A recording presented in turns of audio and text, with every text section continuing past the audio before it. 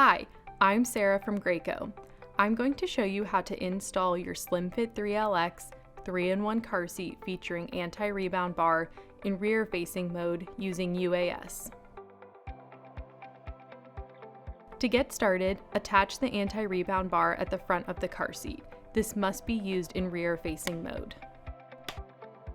Next, store the tether and remove the UAS connectors from their storage location. To do this, lift the seat pad and push down on the black tab in front of the connector to remove it. Repeat on the other side.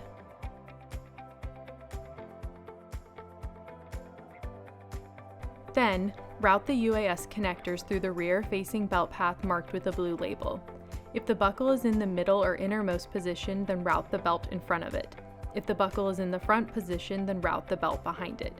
Make sure the strap lies flat and is not twisted in the belt path. Use the front recline handle to adjust the recline to positions 1 or 2 as marked on the blue label. Make sure it clicks into place.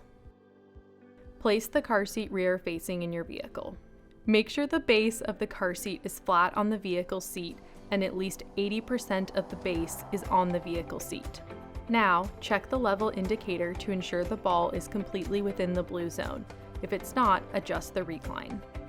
Next, extend the UAS strap by pressing on the gray button and pulling on the webbing.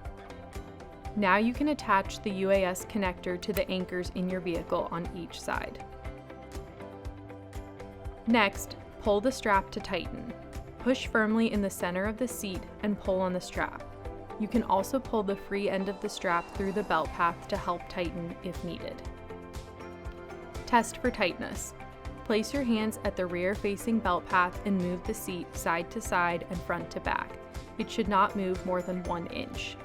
Finally, reattach the seat pad and recheck the level indicator to ensure it's still completely in the blue zone. Your car seat is now installed.